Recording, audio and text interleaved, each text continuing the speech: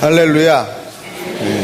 주중의 삶에서도 평안함과 또 하나님의 주되심을 고백하며 일주일을 열심히 사셨으리라 믿습니다. 그런 가운데 이렇게 비가 와도 주일을 거룩하게 지켜 하나님께 예배하러 오신 분들께 감사를 드립니다. 오늘 147편에는 우리가 쭉 읽었던 공통적인 말씀들이 많이 나와 있습니다. 많이 나와 있고 하나님의 우리를 행하신 인자하신 일들을 찬양하는 것이 역시 많이 나와 있습니다.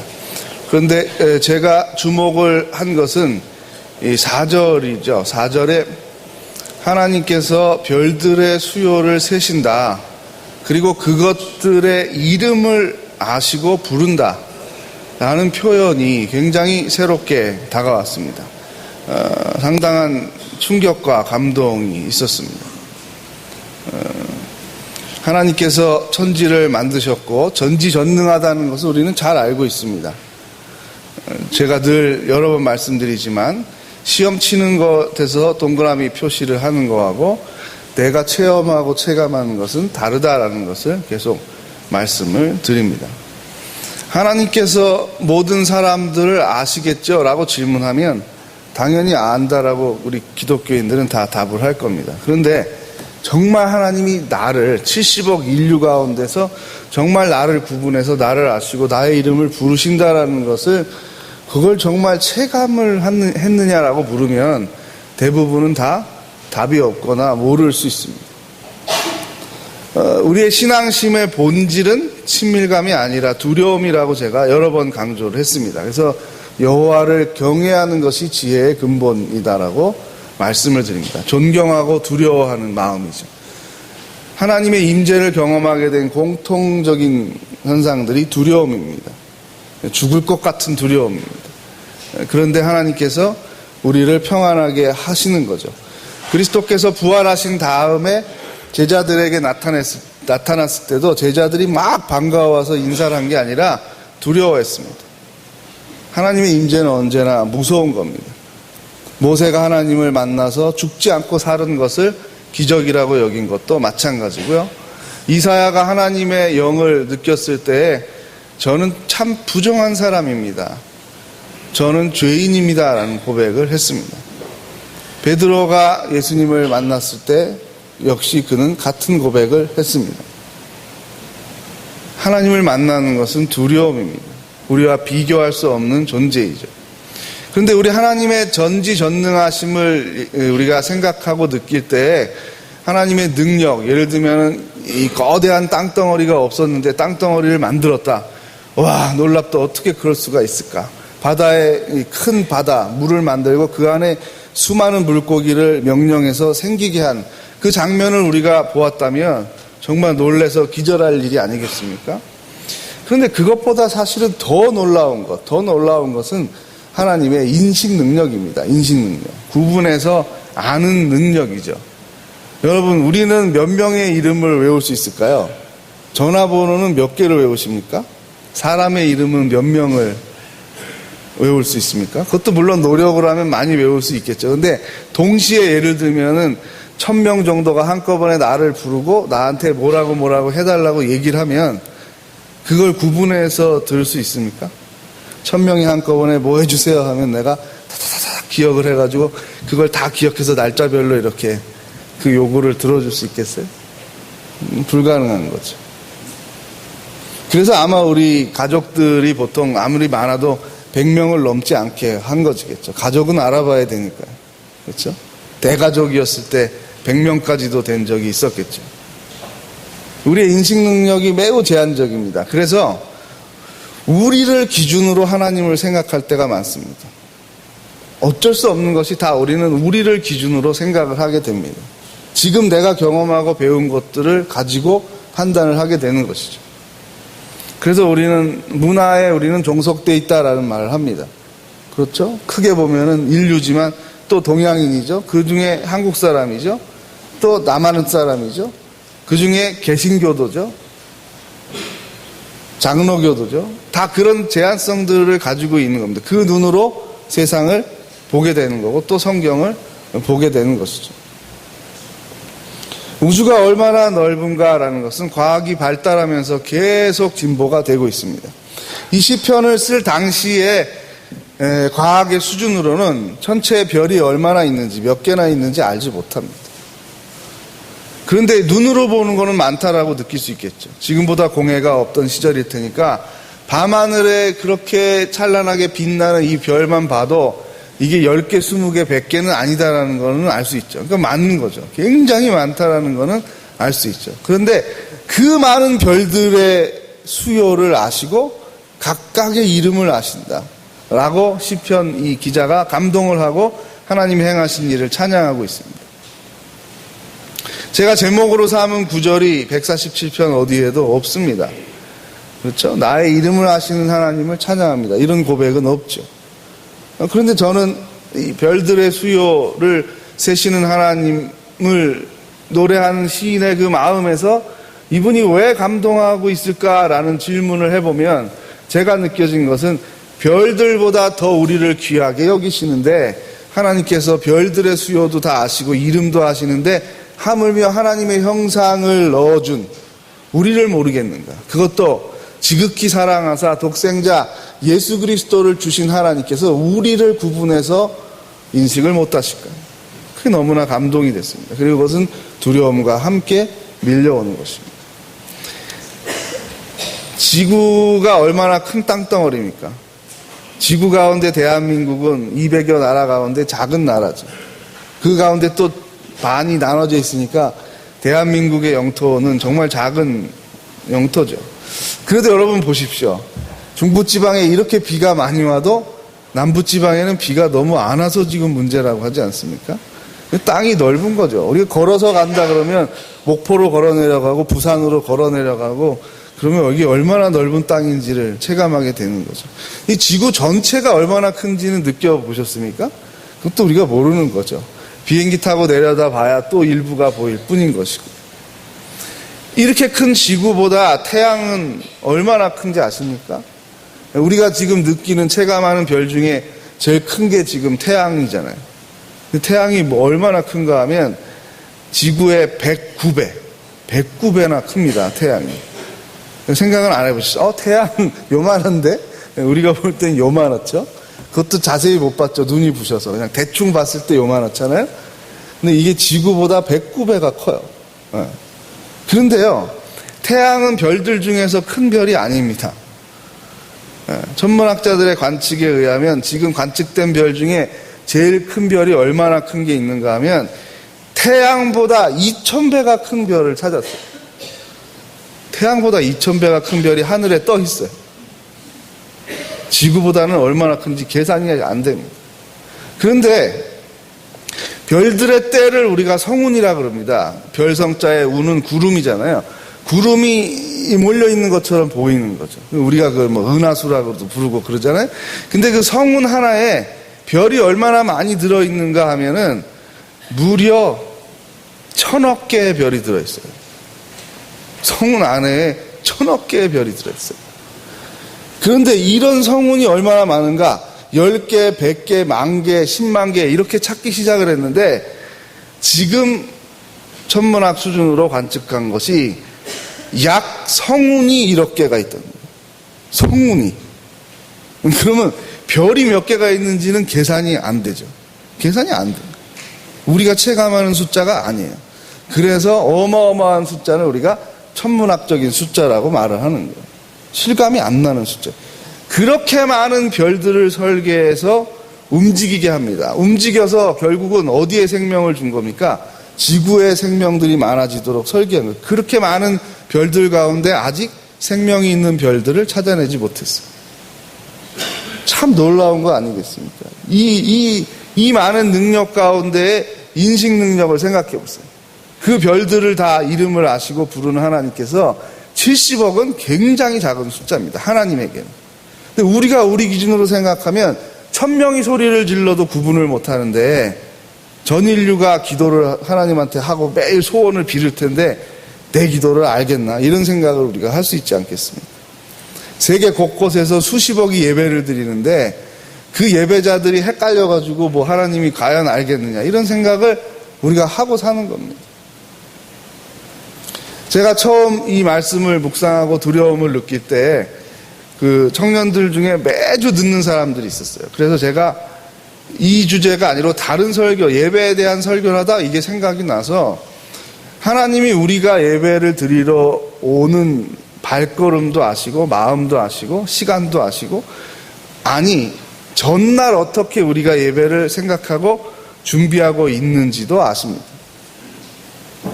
정말로 하나님이 우리 예배를 받으신다고 생각하면 지각결석하는 버릇을 고쳐야 되지 않겠습니까? 그런데 정말로 그것을 고치기 위해서는 한번 야단 맞는다고 될 일이 아니고 깊이 본인이 묵상하는 가운데 하나님이 나를 안다라는 생각을 한번 공감을 할 수 있어야 되겠습니다. 그게 잘 안 되는 사람은 농담이 아니고 침낭을 가지고 와서 토요일 밤에 와서 교회에서 한번 잠을 자십시오. 제가 그렇게 얘기했어요. 그렇게 안 하면 안 고쳐질 겁니다. 근데 한 청년이 달려왔어요. 달려와서 목사님, 제가 오늘 처음으로 10분 전에 왔는데요. 이게 웬일이냐? 그랬더니 너무 무서워서 일주일 동안 잠을 잘 못 잤다.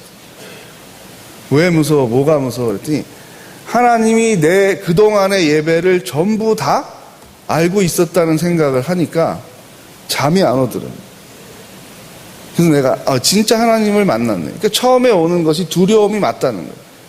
우리가 잘못 하나님을 가르치면 처음부터 친구 되신 하나님, 우리의 모든 소원을 다 들어주시는 하나님, 자동 판매기 같은 하나님을 알게 하면 안 됩니다.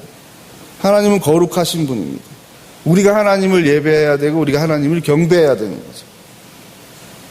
그 두려운 하나님을 만나야 됩니다. 그런데 그 두려운 하나님께서 지극히 높으신 분임에도 불구하고 우리에게 손을 내미시는 거예요. 평안하라. 괜찮다.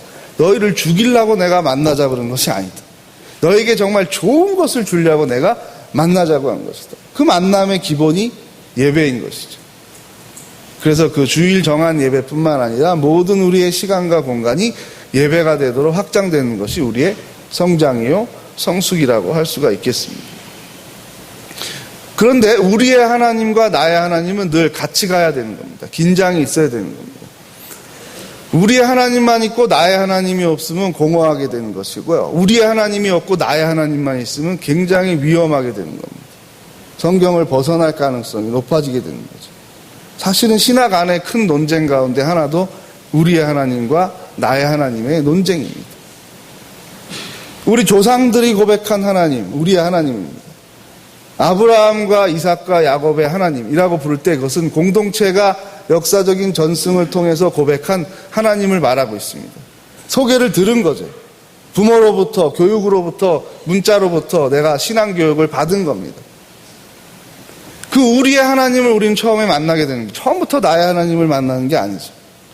우리의 하나님을 배우고 익혀가는 겁니다. 그래서 신앙을 공동으로 고백하는 거죠. 사도신경을 어떤 한 사람만 고백하는 게 아니잖아요. 모든 신자들이 같이 공통의 신앙으로 사도신경을 고백하고 있는 것이죠. 그런데 계속 아버지의 하나님은 있어요. 할아버지의 하나님은 있어. 종교개혁자 마르틴 루터의 하나님은 있어. 근데 나의 하나님은 없어. 그럼 점점 힘이 약하게 되는 거예요. 힘이 빠지게 되는 거죠. 그리고 내가 하나님을 잘못 오해할 수가 있어요. 조그마한 상처나 실패나 좌절이 있을 때 그걸 너무 지나치게 크게 확대 해석을 할 수가 있습니다. 나를 배려하시고 나에게 친근하신 하나님, 나의 삶의 응원자가 되시는 하나님으로 연결이 될 수 있어야 우리의 하나님과 만나면서 건강하게 되는 거죠. 그래서 소그룹의 경험이 중요한 겁니다. 주일 대예배 시간은 언제나 늘 우리는 하나님과의 수직적인 1대1의 만남을 지금 하고 있는 거 아닙니까?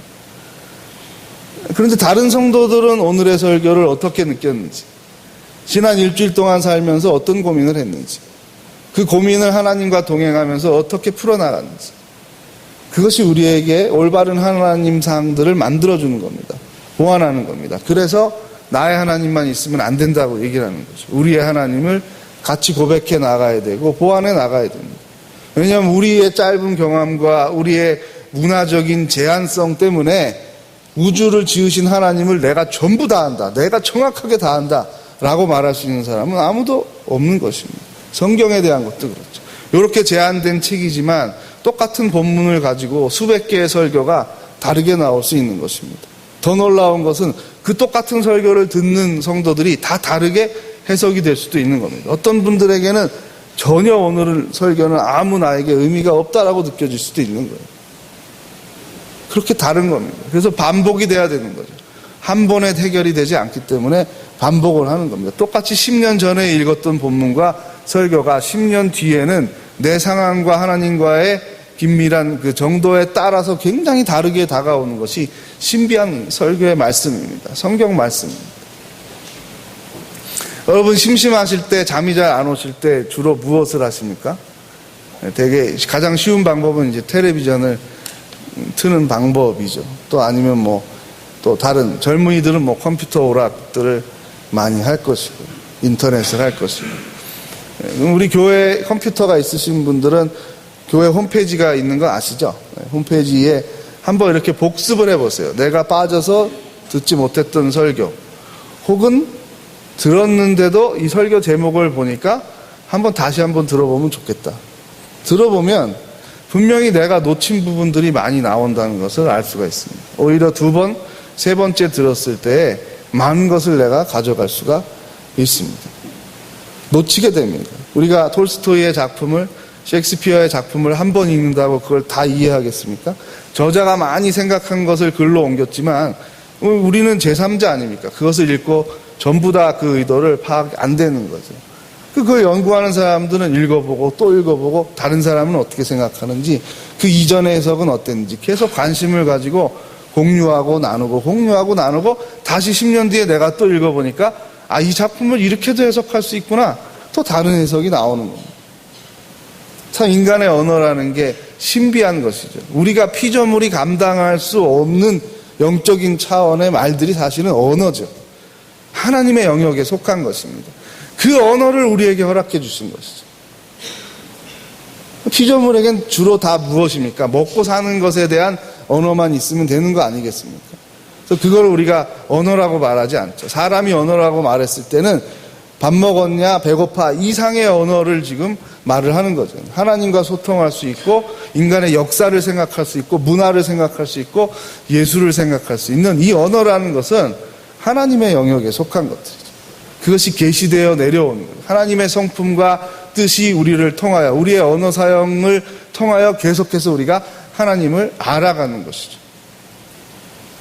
놀라운 것입니다. 하나님을 만난 사람들의 신앙 고백이 있는 것이죠. 근데 바로 그 하나님을 만났다고 해도 그 사람의 말을 그대로 성경으로 하지 않는 이유는 공동체성 때문에 그렇습니다. 그 사람의 너무 독특한 체험이 전 인류에게 보편적으로 똑같이 통용될 수 없는 것이 많기 때문에 대부분 우리가 그런 것들은 간증이라고 말을 하는 거죠. 성경 말씀이라고 이야기를 하는 것은 아닙니다. 그러니까 그 구분을 하셔야 돼요. 어떤 신앙서적을 통해서 우리가 도전을 받고 감동을 얻고 참 좋은 건데, 그렇다고 그 어떤 분의 그 체험이 그대로 모든 인류에게 똑같이 그대로 나타나는 것은 아닙니다. 법칙은 아닙니다. 그래서 지금 객관적인 진리의 말씀, 신학에서 말합니다.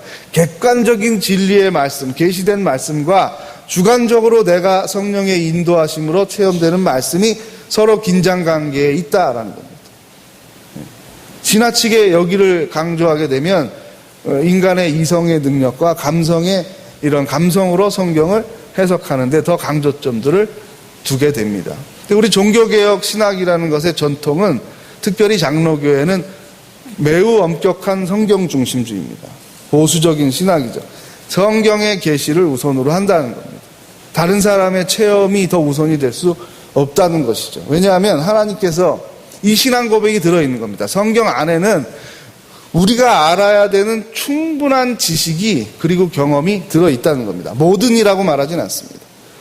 모든 것이 다 여기 들어있다라고는 하지 않습니다. 그러나 하나님과 친밀해질 수 있는 것, 그리고 구원을 얻을 수 있는 것, 건강하고 아름다운 성도가 될 수 있는 것의 충분한 말씀의 계시는 이 안에 들어있고, 그것을 어떻게 풍성하게 오늘의 역사 가운데 접촉점을 찾고 만날 것인가, 그것이 우리 시대의 예배가 되고 말씀이 되는 것이죠. 그 노력을 계속하고 있는 것입니다. 그래서 다른 사람의 이야기도 소중하고 공동체의 고백도 중요하고, 그리고 알맹이가 뭐예요? 내 이야기도 나도 할 수 있어야 되는 거예요. 내가 믿는 하나님, 내가 고백한 하나님은 성경에 비추어서 다시 보고 다른 사람들의 경험에 비추어서 다시 보고 그렇게 점검해 나가는 나의 하나님이 있어야 됩니다. 네. 바울이 사울이었을 때 공동체의 하나님을 그대로 다 받아들였죠. 그는 바리새파 사람이었습니다. 엄격한 바리새의 규율에서 자랐습니다. 그거 외에는 진리가 없다라고 생각을 했죠. 그래서 그들의 눈에 보이기에 예수를 메시아로 인정하는 저 무리들은 하나님을 모독한 자들이니까, 율법을 모독한 자들이니까 돌로 쳐서 죽여야 된다. 그냥 저들은 틀렸다 정도가 아니라 처형을 해야 된다라고 마음을 먹었던 사람입니다. 그래서 다메섹으로 가면서 또 거기에도 예수쟁이들이 있으니까 가서 예루살렘으로 결박을 해오든지 반항하면 거기서 돌로 쳐서 죽이든지 그런 특별한 권한을 부여받은 사울이라는 청년이 다메섹으로 갔어요. 가고 있는 가운데 정말 경험해보지 못했던 음성을 듣게 됩니다. 사울아 사울아. 성경에 쓰여 있지만 그것이 어느 톤인지 어느 음색인지 우리는 알 수가 없어요. 놀라운 것은 사울이 그동안 어떤 동네 아저씨도 아니고 부모님의 음성도 아니고 친구가 날 부르는 소리도 아니었다는 거예요. 명확하게 구분이 되는 엄청난 권위 있는 음성을 들은 것이죠. 그리고 두려움이 몰려왔습니다. 누구십니까? 네가 핍박하는 예수다. 그 음성을 듣고 바울은 실신합니다. 쓰러집니다. 그 두려움을 감당을 할 수가 없는, 눈이 보이질 않아요. 음식 생각 안 납니다. 시원한 냉면도 맛있는 고기도 하나도 음식 생각이 안 나요. 죽을 것 같아. 그 하나님의 임재를 경험하는 거죠. 우리가 막 식사를 하고 있는데 우리 이름을 부르면서 정말 천하가 쩌렁쩌렁 울리는 소리가 들리는데 다른 사람은 아무도 못 들어요. 그래서 그 음성이 들리면 우리가 먹던 음식을 계속 먹고 있겠습니까? 안 되죠. 그냥 엎드려지겠죠. 무릎을 꿇겠죠. 아니면 땅에 다 부복을 하겠죠. 하나님이십니다. 천지를 지으신 하나님, 저를 찾으시는 겁니까? 두려움이 몰려오겠죠. 하나님께서 평안을 주십니다. 너를 죽이려고 내가 부른 것이 아니다. 너로 하여금 이방인을 위한 사도로 내가 세우려고 너를 부르신 것이다. 너의 열심을 내가 좋아한다. 그런데 네 방향이 틀렸다. 그 방향을 바로잡아 주려고 너를 부른 것이다. 그 열심은 그대로 가지고 살아라. 그렇게 사울을 바울로 변화시킨 것이죠. 바울은 원래 진리를 위해서 죽을 수 있는 사람이었습니다. 그러므로 그가 성령이 충만하여 예수를 그리스도로 고백하는 삶을 사는 가운데도 환난과 핍박이 그를 기다린다고 성령이 막 가르쳐 주셔도, 위험하다라는 음성을 들려줘도 저는 죽으면 좋습니다. 하나님을 더 명확히 알게 될 것이니까요. 또 더 살라고 하시면 좀 더 살겠습니다. 그것도 좋고 이것도 좋습니다. 어디에도 매이지 않는 자유로운 가운데 나의 하나님을 만난 사도 바울이 이제 우리 공동체가 고백하는 신앙 고백의 정수들을, 핵심들을 로마서를 비롯한 바울의 서신들을 통해서 이제 쓰게 되는 겁니다. 이 놀라운 역사를 우리가 보게 되는 것이죠. 근데 저도 일찍 그 신학과 철학책을 봤기 때문에 정서가 좀 많이 건조한 거죠. 언어라는 게 많이 이성적이잖아요.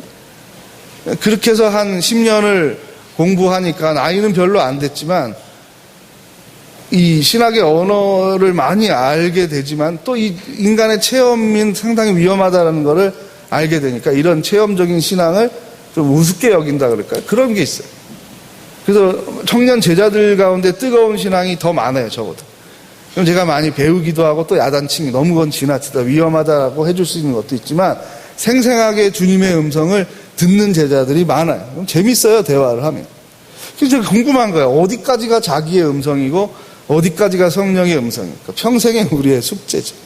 근데 그렇게 어려워할 건 없습니다. 하나님이 개팍하신 분이 아니기 때문에 우리가 고백하는 하나님과 성경의 하나님이 나의 하나님과 분열을 일으키지 않습니다. 그 흐름 가운데에 개성이 있는 거예요. 그러니까 한국 사람이면서 개성이 있는 거지, 개성이 있어서 한국 사람이 아닌 건 아닌 거죠. 두려워할 게 없다는 것도 알게 됐습니다. 딱 10년 전입니다. 10년 전에 노량진교회 청년들을 데리고 이제 연길에, 지금 우리가 가려는 거 똑같은 북방선교의 개념을 가지고 갔어요. 근데 장마 기간이더라고요. 갔을 때 장마 기간인데 저도 가서 알게 됐는데 그 백두산 천지가 장마 기간에는 볼 수가 없다는 거예요. 보이지 않는다는 거예요. 안개 구름이 껴가지고 볼 수가 없다는 거예요. 해가 쨍쨍해야 본다는 거죠. 근데 계속 비가 오니까 근심이 생겼어요. 인생에 한 번밖에 여기에 온 경험이 없는 사람도 있을 텐데 이왕이면 다 봤으면 좋겠습니다. 계속 기도를 했어요. 근데 이제 백두산을 보러 가는 날 아침에 일어나서 다 관심이 보겠어요. 날씨가 어떤가 보는데 비가 억수로 오는 거예요. 그 가이드에게 물어봤어요. 이렇게 비 오면 볼 수 있습니까? 아유, 절대 못 봅니다. 포기하십시오. 구슬비가 와도 못 봐요. 장대비가 오고 있어요. 근데 아침에 큐티를 하는데 제 마음에 간절한 마음이 올라왔어요. 또 다른 기도 제목이 있었어요. 하나님, 나의 하나님을 만나는 중요한 사인으로 좀 천지를 보여주시면 좋겠습니다. 제가 또 기도하는 큰 기도 제목이 있는데 그것도 하나님이 해결해 주신다는 사인으로 이걸 주시면 좋겠어요. 근데 참 설명하기 어려운데 천지 본다. 분명히 이 음성이 들린 것 같아요. 천지 본다.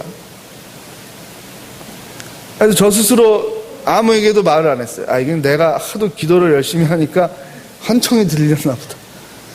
그 버스에 딱 다 올라탔는데 비가 억수로 쏟아지니까 청년들이 천지 못 보네. 다시 한번 물어봤어요. 가이드. 이런 날은 천지 못 봐요? 못 보죠. 포기하세요, 목사님. 그러더라고요. 그래서 내가 아무 말도 안 했어요. 천지 본다. 그 상황에서 어떻게 말을 하겠어요, 제가. 그러니까 한참 가는데 계속 중간에 퀴즈도 하고 잠을 깨서 다시 이제 찬양도 하고 그러는데 백두산에 다 가는데 또 제 마음에 천지 본다. 이게 뭐지? 이게 뭐지? 저도 모르게 마이크를 잡고 얘기를 했어요. 천지 볼 수 있을지도 모르겠어요. 이랬어요. 그랬더니 청년들이 막 질문해요. 목사님, 이게 무슨 말이에요? 그리고 가이드도 저를 뚫어지게 쳐다봐요. 근데 제가 순간 이제 말을 하고 나서 저도 당황을 한 거죠. 분명히 상황은 절대 못 보는데 이건 말을 해가지고 망신당하게 생긴 거잖아요. 글쎄 그냥 내 느낌에 천지를 볼 수 있을지도 모르겠어. 그냥 이 정도만 얘기하고 포기하지 말고 기도들 해. 그리고 이렇게 마이크를 끊었어요. 끊고 이제 내려서 점심 식사를 하는데 여러분, 사고가 나면은 왜 많은 사람이 죽는지를 저는 알게 됐어요. 우리 생각에 예를 들면 교회가 여기부터 이렇게 무너지면 여기 있는 사람들은 빨리 일로 도망가면 되잖아요. 근데 그렇게 안 되더라고요. 식당이 좀 허름한 식당이었는데 이 베니아판으로 이렇게 지붕이 돼 있는 단층짜리였어요. 근데 비가 장대비가 쏟아지는 거예요. 비가 뭐 여기서 보는 비하고는 비교가 안 돼요. 겁이 날 정도예요. 아주 소리가 커가지고. 그런데 화장실에 다녀온 청년이 막 소리를 지르면서 목사님 이거 뭐예요? 그러는 거예요. 그때 소리가 뚝뚝뚝뚝뚝 막 이런 소리가 들리는 거예요. 그 보니까 손으로 들고 왔는데 그게 우박이에요. 우박이 이만해요. 손으로 들고 왔어요. 우박이. 이게 막 하늘에서 떨어진다. 근데 뭐가 뻥뻥 소리 나는데 여기서 소리가 나더니 이 지붕이 무너지는 거예요. 우박이 쏟아지니까. 그래서 우리가 밥을 여기서 이렇게 먹고 있었는데 여기서부터 베니아판이 떨어지는 거예요. 퍽 떨어지는데 우리 아무도 움직인 사람이 없어요. 놀라운 사실은. 다 하고 이렇게 4번 했어요. 근데 여기까지 딱 떨어졌어요. 우리가 앉아있는 자리까지. 하나, 둘, 셋, 넷 하는 동안 다 만 했어요. 아무도 안 움직이세요. 앉아서 숟가락 이렇게 하고. 그동안에 왜 안 뛰었을까 모르겠어요. 전부 다. 사고는 이렇게 당하는 거구나. 놀래서 다 소리하고. 그래서 먹던 거를 중단하고, 이건 천지를 보고 안 보고가 문제가 아니라, 이거 죽을 뻔했다. 다칠 뻔했다. 사는 게 다행이다. 아무도 천지 얘기를 하지도 않고 버스 갈아타고 가고 거기서 찝자로 갈아타고 막 올라갔어요. 근데 벌써 그 밑에까지 안개가 자욱해요. 잘 안 보여요. 그래서 이 가이드는 가지 말재요. 가도 아무것도 안 보이는데 뭐하러 가냐고 돈 내고. 근데 제가 여기 평생 한 번밖에 안 오는 사람도 있을 텐데 백두산 천지는 안 보여도 근처까지는 가봅시다. 그래야지. 그래서 무조건 가자 그래서 갔어요. 그래서 천천히 올라가는데 중턱에 올라가니까 안개가 안 보이고 이렇게 가운데가 거쳐요. 이렇게 보이는 것 같아요. 그래서 이렇게 보고 있는데 천지 본다 그 음성이 또 들려요. 근데 중국말로 이 앞에 운전하는 사람은 중국 사람이고 가이드는 조선인, 중국말로 막 뭐라 그래요. 근데 제가 탁 치면서 진 선생, 이 천지 본다는 얘기 지금 한 거 아니에요? 그랬더니 중국말 알아들으세요? 그러더라고요. 원래 안 보이는데 베란간에 이렇게 우박이 쏟아질 때 그 우박이 그 가운데 있는 구름을 쳐가지고 그 구름이 이렇게 벌어져서 순간 보일 때가 있다는 얘기를 이 사람이 지금 하는 거예요. 빨리 올라가면 볼지도 모르겠다. 그래서 빨리 올라가가지고 막 뛰어 올라가서 딱 봤는데 천지가 그 애국가 막 뭐 대한 뉴스 이런 거 나올 때 나오던 그 천지가 진짜 딱 있는 거예요. 그리고 사방이 다 구름이에요. 딱 천지만 보이고 다 구름이에요. 이 사진이 제 교역자실에 있어요. 한번 보러 오세요. 걸려 있어요. 그래서 제가 막 눈물이 나더라고요. 눈물이 나고 주 하나님 지으신 모든 세계 찬송을 부르고 다 같이 평화통일을 기도하는 그 기도회를 했어요. 근데 기도를 하고 있는데 저한테 무슨 그림이 보이냐면 천사들이 내려와서 막 날개를 이렇게 하니까 이 구름이 이렇게 되는 거예요. 딱 됐는데 이 가이드가 뭐라 그러냐면 우리 내려갈 때 이거 다시 이렇게 된다는 거예요. 그래서 이 장마 기간에 이 천지를 본 사람은 우리 이 팀밖에 없을 겁니다. 이러면서 내려가더라고요. 내려가면서 보니까 저기 보세요, 목사님. 벌써 하늘의 구름이 다시 다 이렇게 찼어요. 그래서 제가 우리의 기도를 구체적으로 들으시고 내가 다른 문제와 함께 간절히 기도하면서 이걸 특별히 나의 하나님을 만나는 사인으로 생각하고 있으니 좀 사인을 보여주십시오. 그렇게 간절히 기도했을 때 하나님께서 우박을 내려주시고 우박이 너무 크게 오니까 보일 만큼 크게 오다 보니까 이 지붕이 무너졌는데 여기서 또 딱 수dob을 하게 됐어요. 그래서 여기 천장이 무너졌던 얘기는 교회에 돌아가서 비밀로 아무에게도 얘기하지 않기로 하고 아무도 모르는 비밀을 오늘 처음 얘기를 한 겁니다. 어른들이 걱정할까 봐. 네, 집이 무너지는 거를 봤어요. 그러나 이 내가 만난 이 하나님은 역시 다시 성경의 하나님과 우리 공동체가 고백하는 신앙 고백으로 늘 다시 또한 점검을 하면서 볼 수 있어야 됩니다. 그래서 우리는 하나이면서 공동체입니다. 나 개인이면서 우리입니다. 이것이 떨어질 수가 없는 것이죠. 나라는 성도 한 명이 하나님을 믿어야 됩니다. 그러면서 우리 성광교회에서 같이 신앙생활을 하고 있습니다. 이 두 가지를 잊어서는 안 됩니다. 그럴 때 하나님 우리에게 주신 말씀이 더 다가옵니다. 은혜가 됩니다. 나를 위한 것으로 다가옵니다. 사도행전을 여러 번 읽으셨던 성도님들도 단기선교 훈련에 와서 집중으로 기도하며 이 사도행전의 말씀이 우리 단기선교사를 위한 것으로 들려지게 해주십시오. 그 기도를 하면서 다시 자세히 읽으면서 서로 나눌 때 시간이 이렇게 빨리 잘 가는지 몰랐다. 벌써 시간이 10시 반이냐. 깜짝깜짝들 놀래고 끝날 때마다 너무 재밌었다고들 얘기를 합니다. 똑같이 이미 알고 있었던 성경이 우리의 마음밭에 따라서 달라집니다. 여러분, 내가 말기암이라는 진단을 받았어요. 그런데 죽음을 준비하고 또 자녀를 위해서 많은 걱정들을 하고 있는데 다시 전화를 받았어요. 엑스레이가 바뀌었어요. 당신은 멀쩡합니다. 다른 사람의 엑스레이가 내가 잘못 봤습니다. 죄송합니다. 그럼 그날 여러분 기뻐서 내가 밖에 나가는데 누가 내 발을 밟았어요. 그 멱살을 잡고 막 싸우겠습니까? 아닙니다. 그런 날은 관대하게 됩니다. 관용을 베풀게 되는 거예요. 괜찮아요. 죄송합니다. 괜찮아요. 오바도 하게 되겠죠. 좋은 하루 되세요. 막 평생 한 번도 안 해봤던 말도 할 줄 모르겠어요. 괜히 이 사람 보고 씩 웃고 저 사람 봐도 씩 웃고 누가 친구가 전화 오면 너 오라 그래서 냉면도 사주고 만두도 사주고 뭐 다 사줄 거예요. 하나도 아까운 게 없을 거예요. 그래도 여러분 생각해 보십시오. 다시 암이 아닙니다. 잘못 사진이 바뀌었습니다. 그 기쁜 소식을 받고도 우리는 변화되는 삶을 사는데 그래봐야 50년에서 100년 더 살겠죠. 또 언젠가는 다른 이유로 인해서 죽을 거 아니겠습니까? 그런데 우리가 받은 뉴스는 암이 아닙니다라는 게 아니라 영영이 지옥에 가야 될 사람입니다. 그런데 전화가 왔어요. 예수 그리스도께서 대신 너의 죄를 지어줬다. 너는 하나님의 아들로서 딸로서 영생한다. 이것이 복음입니다. 이게 기쁜 소식입니다. 그것을 체감하고 사는 사람들이 내 발을 누가 밟았다고 그렇게 멱살을 줬고, 더 내가 컨디션이 나쁘면 내 발목을 부러뜨리려고 밟았지, 그렇게 덧붙이게 되는 겁니다. 내 마음에 따라서 세상은 달라 보이는 겁니다. 하나님의 말씀이 달라 보이는 겁니다. 영적으로 성숙한다는 게 무엇입니까? 그리스도를 위하여 사람들에게 관대해지는 겁니다. 사도 바울은 진리를 전하다가 맞았어요. 죽도록 맞았어요. 그리고 감옥에 갔어요. 그래도 그 사람을 원망하는데, 욕하는데 에너지를 쓸 시간이 없습니다. 사람을 살리고 사랑하는데, 진리를 전하는데도 시간이 부족해요. 그래서 결혼할 생각도 없어요. 너무 바빠서. 그런데 언제 미워하고 살겠습니까?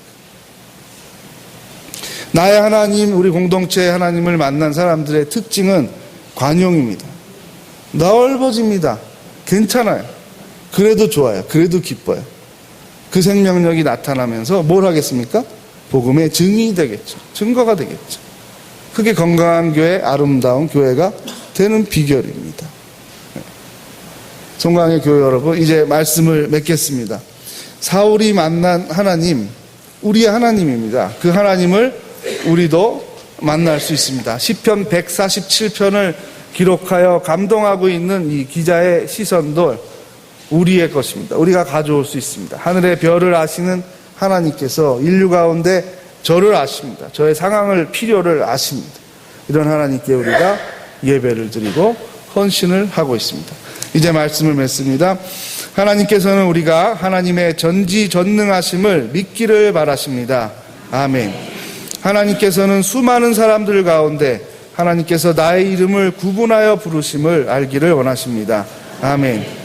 하나님께서는 우리가 나를 아시는 하나님을 만나고 경외하며 찬양하며 증거하며 살기를 원하십니다. 아멘. 찬송 435장 1절을 하겠습니다.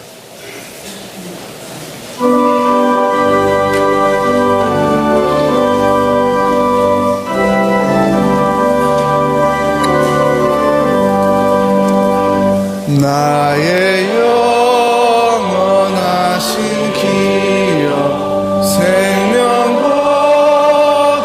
귀하다. 나의 갈 길 다가도록 나와 동행하소서.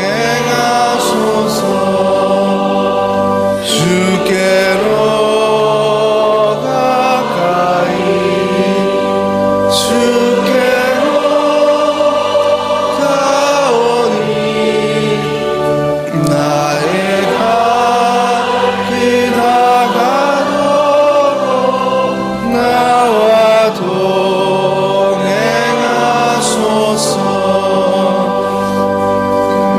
합심하여 기도할 때 우리를 아시고 우리를 사랑하시는 하나님을 더욱더 친밀하게 인격적으로 만나며 그 가운데 예수 그리스도를 닮아가는 성품이 더욱더 강하게 해주시고 관용의 폭이 넓어져 하나님을 증거하며 사는 우리들 되게 해달라고 이 시간 함께 통성으로 기도하겠습니다.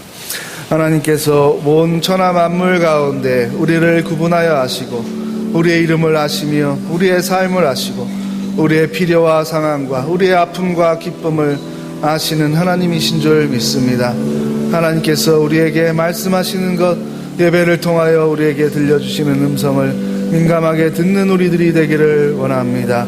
하나님과 동행하며 영생의 약속을 받은 우리들이 예수 그리스도를 닮아 관용하게 하시고 많은 사람들에게 넉넉한 마음으로 친절하며 섬기게 하여 주셔서 많은 사람들을 주의 품으로 돌아오게 하며 예수 그리스도를 증거하는 삶을 살게 하여 주시옵소서. 우리의 하나님, 나의 하나님을 만나게 하시고 두 하나님이 긴장 가운데 조화를 이루게 하여 주시며 우리 공동체를 사랑하며 교회의 미래를 생각하는 우리들 되게 하여 주시옵소서. 이 가운데 나의 하나님을 고백하며 간증하며 살아가는 복된 성도들의 삶이 되도록 함께하여 주시옵소서. 인도하여 주시옵소서. 천하 만물을 지으시고 그 가운데 우리들에게 하나님의 형상을 따라 특권을 우리에게 부여해 주신 것 감사를 드립니다. 하나님을 예배하는 권세를 주셨고 하나님을 믿을 수 있는 영을 주셔서 우리가 하나님을 영으로 만나며 찬양하며 예배를 드리며 기도합니다. 우리의 이름을 아시는 하나님, 우리의 상황과 필요와 아픔과 기쁨도 아시는 하나님, 이 땅에서의 삶뿐만 아니라 영원토록 우리의 아버지, 우리의 왕, 우리의 주인이 되어 주시옵소서. 하나님을 닮아가는 성숙이 있게 하시고 하나님께 감사를 고백하는 가운데 이웃에 대하여 관대하게 하여 주시고 그 사랑의 마음으로 섬기며 복음을 증거하며 살게 하여 주시옵소서. 예수 그리스도의 이름으로 기도하옵나이다. 아멘.